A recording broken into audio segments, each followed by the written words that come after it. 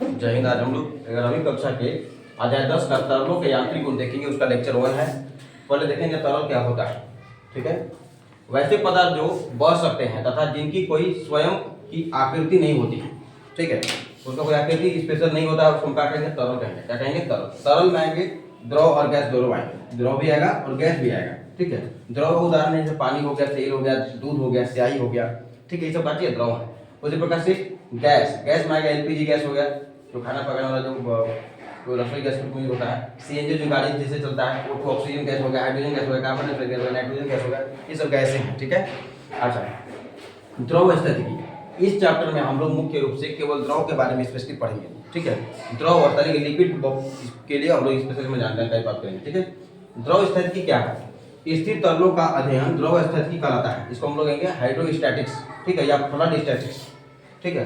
स्थिर तरलों का हम लोग अध्ययन करेंगे तो द्रव स्थिति कहलाएगा। द्रव गति यानी कि हाइड्रोनेमिक्स। ठीक है। हाइड्रोनेमिक्स क्या होता है?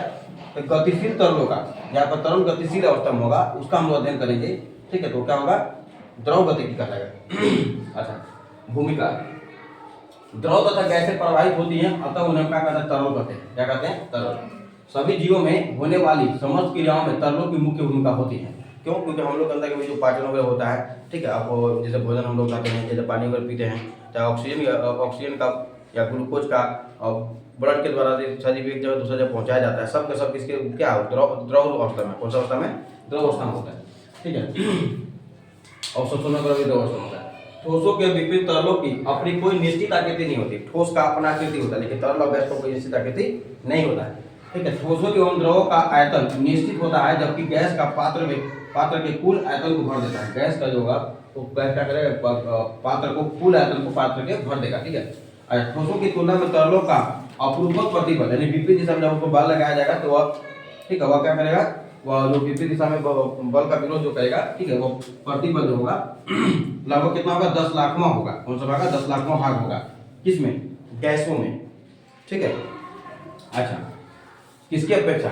ठोस और द्रव की अपेक्षा ना। आगे दाब क्या है? दाब एवं तरल दाब हम देखेंगे। दाब के बारे में सब लोग पीछे 8वीं कक्षा हम लोग देख चुके हैं, लेकिन वहाँ पर कोई सिंपल सा था, लेकिन यहाँ पर थोड़ा सा देख लें। 8 और 9 में भी थोड़ा सा था। देखिए, किसी सतह के प्रति एकांक क्षेत्रफल पर लगने वाले बल को हम क्या कहेंगे? दाब कहेंगे। कोई सतह है, उस पर प्रति एकांक क्षेत्रफल पर जितना बल लगेगा उसको क्या कहेंगे? दाब कहेंगे। इसको हम लोग पी से निरूपित करते हैं। पी से प्रेशर, ठीक है, अंग्रेजी में, ठीक है, निरूपित करते हैं। यदि एक क्षेत्रफल वाले किसी पृष्ठ पर एक परिमाण का बल लगता है, एक नियत बल लग रहा है, लंबवत दिशा में लग रहा है, तो उसको दिशा में उस पर लगने वाला लंबवत बल क्या करेगा? वो कार्यरत बल। ठीक है। तो दिशा में कार्यरत अगर है तो दाब बराबर क्या हो जाएगा? बल बटा में क्षेत्रफल। क्या हो जाएगा? बल बटा में क्षेत्रफल। बल को हम लोग एफ से निरूपित करेंगे और क्षेत्रफल को ए से निरूपित करेंगे। एरिया, एफ से फोर्स, फोर्स मतलब बल, एरिया मतलब क्षेत्रफल। ठीक है।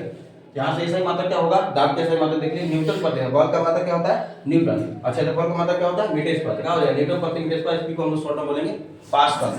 तो पास्कल नाम क्यों पड़ा? तो ब्लेज पास्कल थे, उनके सम्मान में ये नाम रखा गया है।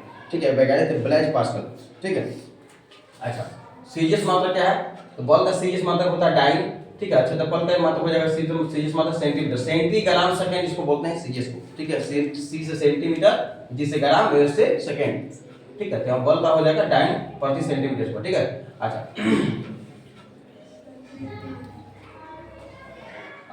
एक और चीज प्रकृति को पूछे तो ये अदिश है। क्या है? अदिश है इसका प्रकृति। इसमें कोई दिशा नहीं होता। अदिश कारण क्या है? अदिश होने का कारण क्या है? क्योंकि जब किसी द्रव पर दाब लगाया जाता है तो दाब जो है समान रूप से सभी दिशा में संचालित हो जाता है। ठीक है। अर्थात दाब किसी निश्चित दिशा से संबंधित नहीं होता है। जब किसी निश्चित दिशा से संबंधित नहीं होगा तो उसका कोई दिशा नहीं होगा निश्चित, इसलिए ये अदिश है। क्या है? अदिश है। अच्छा, इसका विमेय सूत्र क्या है? तो बल का विमेय सूत्र हम लिखेंगे।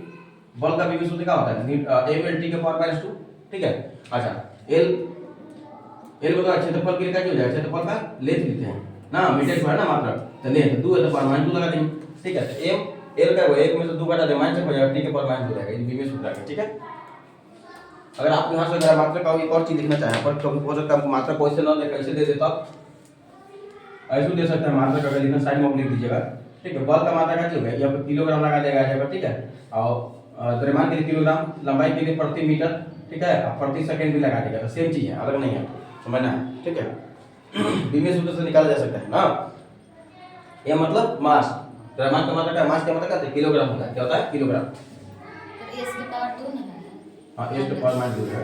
ठीक है, और एल मतलब लंबाई, ठीक है, मीटर हो जाएगा लंबाई का मात्रक, प्रति मीटर हो जाएगा ले जाएगा जैसे पर माइनस है, टी के पर का चाहिए मान लीजिए, ठीक है, तो टी के पर माइनस टी मतलब उसका टी का मतलब क्या होता है सेकंड टाइम, ठीक है, टी के पर माइनस, ठीक है।